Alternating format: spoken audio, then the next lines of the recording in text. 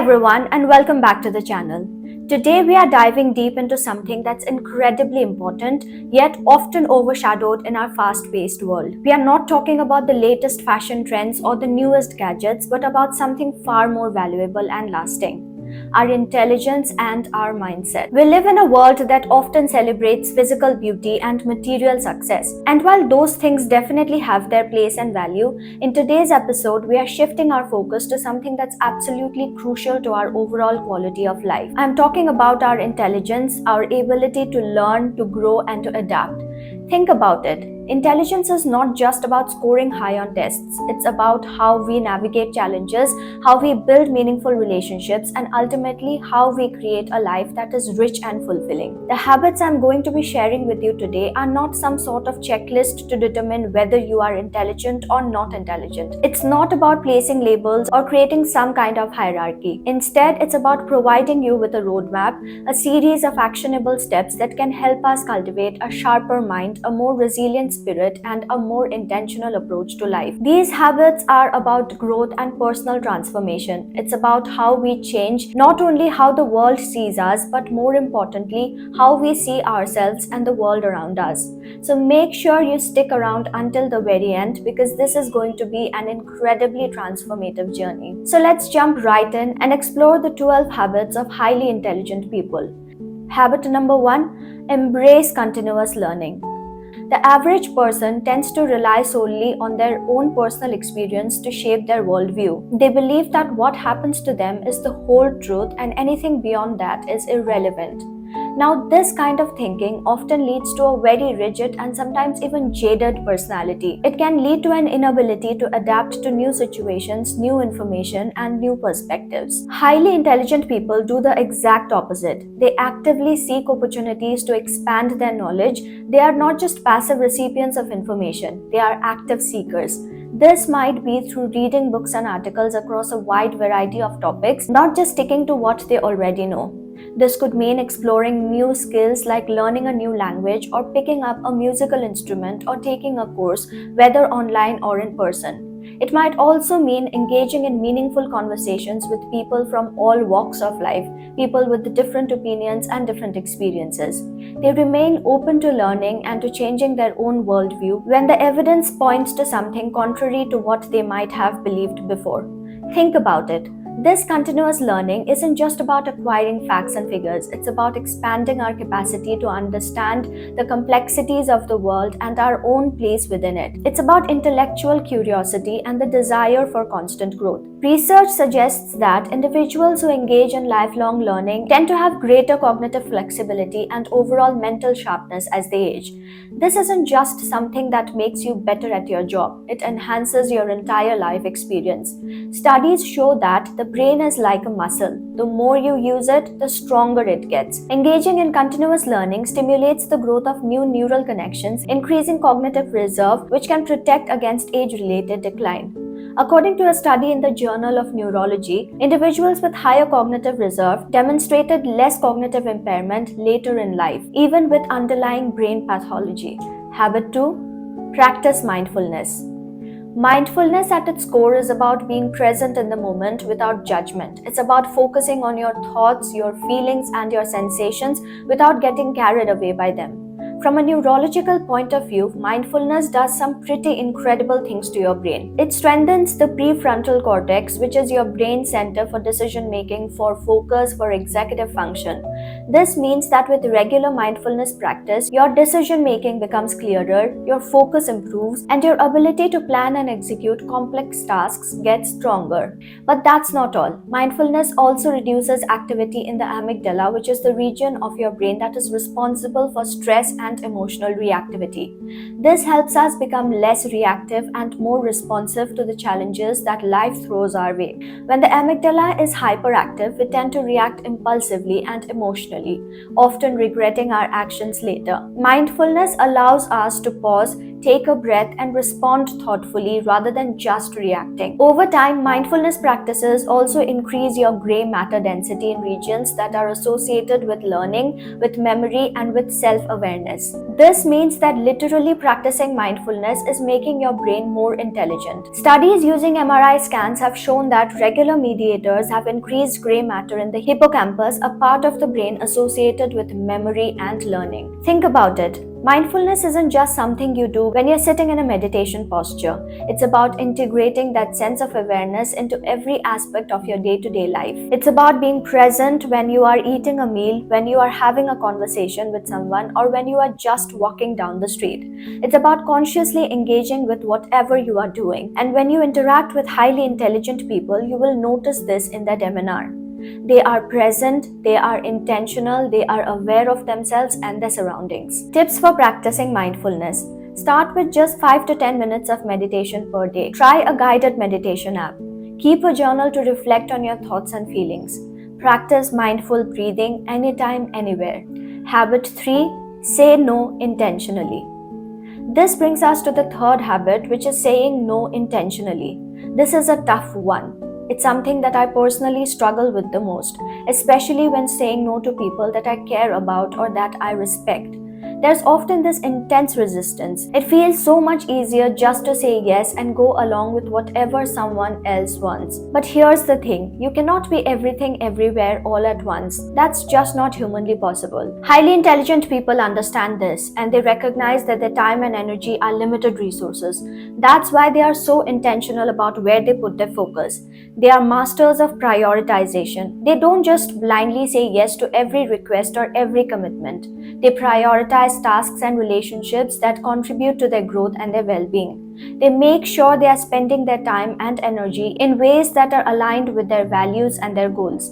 And this means they say yes to the things that are truly important and that matter the most to them. Saying no is not about being rude, selfish, or uncaring. It's not about avoiding responsibility or being lazy. In fact, sometimes saying no is the most selfless thing you can do because it allows you to show up fully for what truly matters most to you.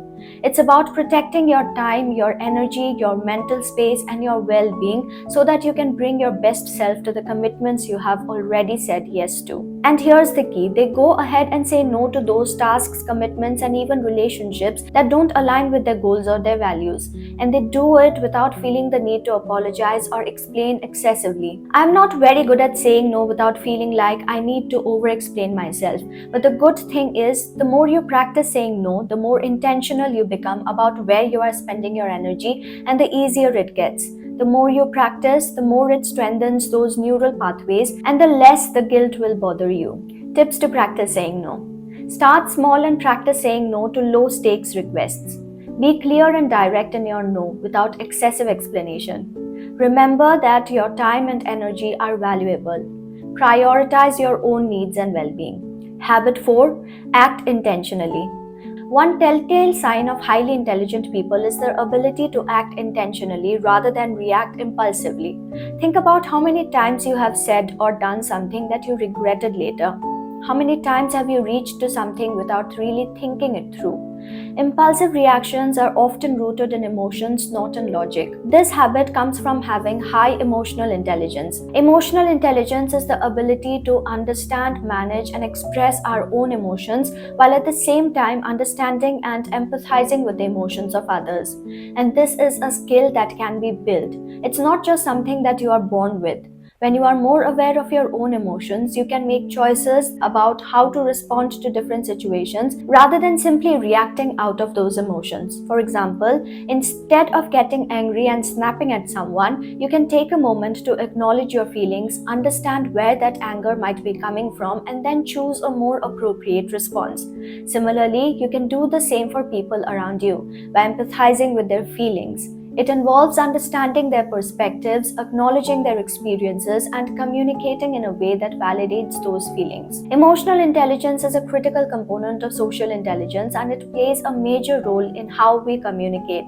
And when you have good communication, you are better able to navigate complex relationships, to resolve conflicts, and to create meaningful connections. Highly intelligent people understand this and they are able to communicate appropriately based on the situation and based on the emotional needs of the moment. They have the ability to navigate interpersonal interactions with skill and with grace. They hold space for others and they also hold grace for mistakes that they may make. The more room you leave for mistakes, the more empathetic you become, and that naturally increases your emotional intelligence.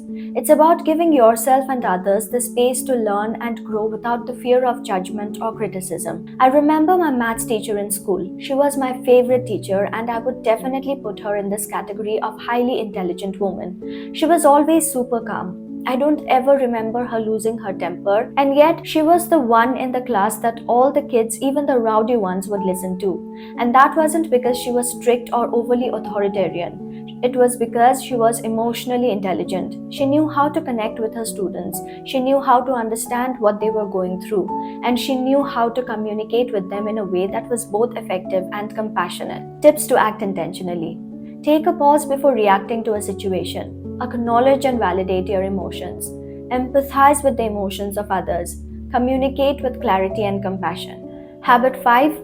Think critically. Now, there are two types of people in the world. There are those who act first and think later, and there are those who think first and act later. Highly intelligent people fall into this second category. They are not impulsive or reactive. Instead, they are thoughtful, they are analytical, and they are always seeking clarity before making any decisions. They just don't accept information at face value. They question assumptions. They weigh the pros and cons of a situation. They consider the long-term consequences before they take any action. This is not overthinking. This is careful consideration. This is about being able to look at a situation from multiple angles, identifying potential biases, and making decisions that are aligned with your values and your goals. It means being able to evaluate information objectively, identifying inconsistencies, and seeing connections and patterns that others may miss. Critical thinking strengthens the neural pathways that are linked with problem solving and cognitive flexibility. It's about expanding your ability to analyze, to evaluate, and to synthesize information and ideas, and to ultimately make sound decisions. This is not about being overly analytical to the point where you cannot move forward, but it is about having the ability to think deeply, to think strategically, and to think beyond the surface level. Personally, I found that building the habit of questioning everything really helps build the ability to think critically. The next time you see a social media post or read something in a book or an article, instead of taking it at face value, ask questions like, what evidence supports this? Are there any alternative perspectives to this? What biases might be influencing the person saying it like this? Tips to think critically. Question everything. Don't accept information at face value. Seek evidence to support claims. Consider alternative perspectives. Identify your own biases and assumptions. Habit 6. Embrace individuality. We all want to belong. It is a core human emotion. We have this deep-seated desire to connect with others and to feel like we are part of something larger than ourselves. But here's the catch. Often in our attempt to relate to and to belong with others, we forego our own individuality. We start hiding the things that make us unique, the things that make us different. Often the need to relate and to belong to is so strong that we actually feel embarrassed by our differences or our quirks. But highly intelligent people, on the other hand, do not do that. In fact, they actually lean into what makes them different, whether it's their personality, their talents, their passions. They don't try to fit in a box or a mold that's been defined by society. They don't try to be who other people expect them to be. Instead, they choose to be who they are authentically, unapologetically, and completely. When you own your uniqueness, you stop comparing yourself to others and instead you focus on your own strengths, your own passions, and how you show up in the world. And guess what? That actually activates the brain's reward systems, specifically the release of dopamine, which reinforces your feelings of self-worth and self-satisfaction. It makes you a much happier and a much more fulfilled person in the long run. Instead of wasting your time and energy trying to be someone you are not, you are fully focused on being the best version of yourself. You are focused on using your strengths and improving your weaknesses. Whenever I talk about uniqueness, Priyanka Chopra always comes to mind. She continues to champion diversity. She continues to define stereotypes. And I think most intelligent people you see out there, they reject social pressures to conform and instead they celebrate the individuality as their greatest strength. Tips for embracing individuality. Identify and celebrate your unique qualities. Stop comparing yourself to others. Focus on your own strengths and passions. Embrace your quirks and imperfections. Habit 7. Practice disciplined self-love. For the longest time, I used to think that discipline was this hard, rigid, very cutthroat thing, and that unless you were that way, you couldn't be successful. But I've come to realize that discipline actually is the biggest form of self-love. When you approach it that way, it enables you to stay committed to your own growth, to your own goals, despite any distractions or challenges you might face. It means making choices that are in alignment with your long-term well-being rather than just giving it to short-term temptations. It's about taking care of yourself, not just in terms of physical health, also in terms of your mental and emotional health. It's about showing yourself the same level of compassion and care that you would show to someone you love. It's about saying no to things that are harmful for your well-being, about setting boundaries, about prioritizing your growth, and about choosing the things that nourish you instead of the things that drain you. In highly intelligent people, I have seen that their discipline is aligned with their natural rhythm. It doesn't just go against their body and their mind. Everything works in tandem, and I think a strong sense of self-respect is the root of all of this. They respect themselves so much that they simply will not compromise on what's best for them, and that in itself is an act of self-love. When you operate from a place of self-love and self-respect, it becomes easier to stay committed to your goals, to take care of your needs, and to live a life that is truly meaningful and fulfilling for you. It helps you make better choices, to show up fully in every aspect of your life, and to achieve things that you might have thought were impossible. Tips for disciplined self-love. Identify and prioritize your values. Set goals that are aligned with your values. Create a routine that supports your well-being. Celebrate your progress and acknowledge your efforts. Habit 8. Prioritize physical well-being. This might seem obvious, but it's often one of the first things that we sacrifice when we get busy or overwhelmed. Highly intelligent people understand that their physical health is closely tied to their mental clarity, to their emotional well-being, and to their overall intelligence. They know that when the body is healthy, the mind functions at its best. They prioritize good nutrition. They focus on eating foods that nourish their bodies, not just things that taste good or that are convenient. They are mindful of the way food affects their energy and their mood. They also prioritize regular movement. They understand that physical activity is not just good for your body, it's good for your mind as well, as it releases chemicals that make you feel better. So whether that's going to the gym, taking a dance class, going for a walk in nature, or simply moving their bodies regularly, they ensure they get that in. They also listen to their body's signals, recognizing that there are days that they might have to slow down or make adjustments to their routine to manage stress effectively. They know that pushing themselves to exhaustion without giving their bodies adequate rest can lead to burnout. They are proactive about managing their stress levels, and this includes getting enough sleep and doing things that help them relax. When you prioritize your physical well-being, you are laying a solid foundation for all other aspects of your life. You are able to show up fully, you are able to think clearly, and you are able to perform better in whatever you choose to do. So when your body is strong and healthy, you have the mental and emotional strength you need to achieve anything you want. Tips for prioritizing physical well-being. Focus on eating a balanced diet. Engage in regular physical activity. Get adequate sleep. Practice stress management techniques. Habit 9. Trust intuition. Now, this is something that often gets overlooked in discussions about intelligence. Intuition is often seen as this sort of woo-woo thing, something that's not really scientific or that doesn't have any real value. But here's the truth. Intuition is actually just our brain's ability to draw upon past experiences and subconscious information to make quick, accurate decisions.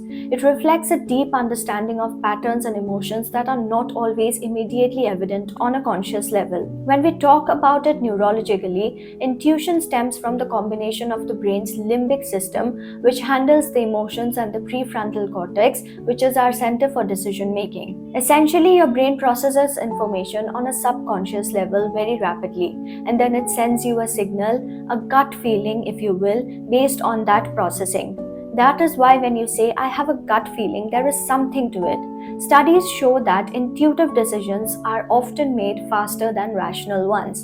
And here's the important thing: highly intelligent people don't just blindly follow their gut, but they learn to trust it and to balance it with logic and analysis.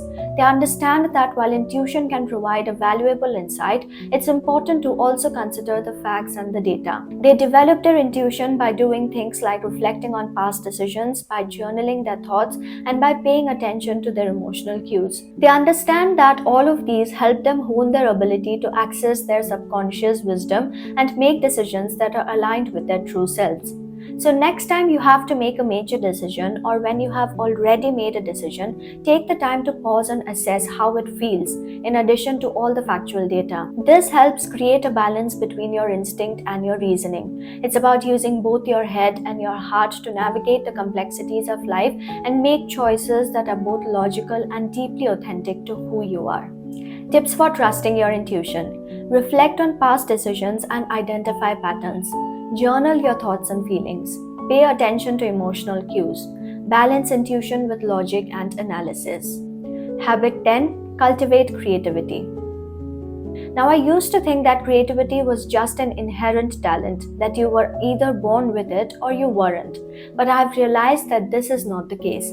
Creativity is actually a skill that can be cultivated, and it doesn't just mean that you can paint or dance or make art.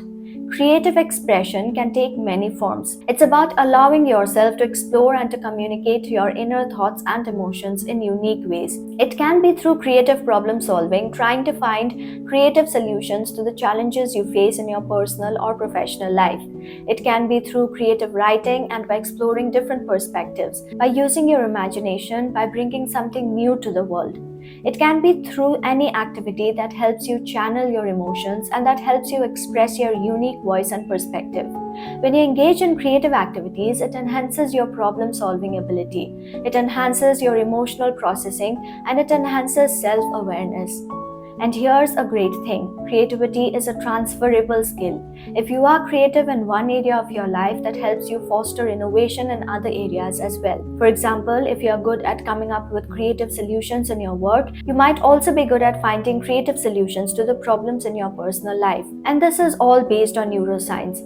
Creative activities actually activate your brain's default mode network, which is responsible for imagination, for introspection, and for daydreaming. It also activates the prefrontal cortex, which is responsible for planning and execution. And of course, all of this releases dopamine, which increases focus and motivation. So it is a really great way to fire up your brain.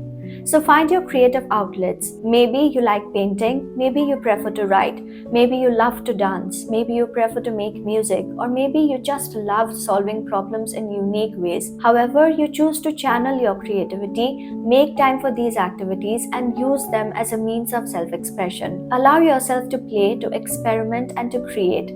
These are activities that spark joy, that spark creativity, and that can help you channel your emotions constructively. Tips for cultivating creativity: try different creative activities and find what you enjoy. Dedicate time to your creative outlet. Embrace experimentation and playfulness. Don't be afraid to make mistakes. Habit 11: choose relationships wisely. You must have heard it before. You are the sum of the 5 people you spend the most time with, and there is a lot of truth in it. Highly intelligent people are very intentional about who they allow into their inner circle. They understand that the quality of their relationships has a profound impact on their mindset, on their habits, and on their overall success in the long term. They seek out relationships that align with their values, that support their goals, and that challenge them to grow. This doesn't necessarily mean that you have to cut off all the negative people in your life. It means being mindful about who you choose to spend most of your time with, who you are allowing to influence your thoughts, your feelings, and your decisions. They tend to gravitate towards friends and relationships that inspire ambition or that share a positive mindset, instead of simply hanging around with people who bring them down, who constantly gossip, and who are generally negative. They know that these kinds of negative relationships can drain their energy, they can sabotage their efforts, and they can simply hold them back. Surrounding yourself with positive, growth oriented individuals fosters emotional well being. It fosters inspiration and it motivates you to become the best version of yourself. The more time you spend with negative people, the faster you move backwards, and the more time you spend with people who are growth oriented and positive, the faster you'll move forward in your life. So choose your relationships wisely. The people you surround yourself with are going to have a major impact on the trajectory of your life. So choose those relationships intentionally. Make sure you're actively creating a network of support that helps you to move forward and that helps you to be your best self. Tips for choosing relationships wisely. Be intentional about who you spend your time with. Seek out relationships that align with your values. Surround yourself with positive, growth oriented people. Set boundaries with people who drain your energy. Habit 12. Adapt to change. Now, nobody likes change. Most of us prefer predictability, we prefer routine, and we like to know what's coming next. But here's the thing about life, change is inevitable. The world is constantly evolving, and our lives are too. Highly intelligent people understand this and they have the ability to adapt to change with grace, flexibility, and resilience. This often comes from a solution focused mindset and flexibility in dealing with life's ups and downs. You will find that intelligent people are mentally prepared for unexpected outcomes. They know that things may not always go according to plan. They practice emotional flexibility and they approach life's moments with a calm and constructive mindset. They understand that plans might need adjustment. They might have to change course or they might have to come up with entirely new strategies to deal with a particular situation. Psychologically speaking, adaptability fosters a sense of control over situations because it makes you more solution focused rather than problem focused. It engages the brain's neuroplasticity, which is the ability to reorganize and form new neural connections, which is what allows the brain to change and adapt over time. Personally, what I find helpful is that instead of pondering on a problem and just repeatedly complaining, asking what's the solution or what can be done to make the solution better makes a massive difference in making you more adaptable. The more you practice this approach, the more adaptable you become. And even before you have to solve a problem or if you are approaching a new situation, being prepared for the worst case scenario and mentally calculating what you would do if that were to happen also helps you become more adaptable. Because then you are prepared for the worst and whatever comes can only be better than what you have mentally anticipated. Tips for adapting to change. Develop a solution-focused mindset. Practice emotional flexibility. Prepare for the worst-case scenario. Embrace change as an opportunity for growth. So, those were the 12 traits of highly intelligent people that I think that we all can adapt into our own lives. They can help you improve the quality of your life significantly because they can completely change how your brain functions and they can change your outlook towards life. Remember, these are not something you need to implement over time. They are the things that you can slowly incorporate into your daily routine and that you can build up over time. Small, consistent actions create long-lasting change. So start today. Start small and commit to incorporating these habits into your life. Now I'm super curious to know which of these traits resonated the most with you. Do you already practice some of them? Do you practice all of these? I want to know. I hope you enjoyed this video and I'll see you in the next one. Until then, keep growing.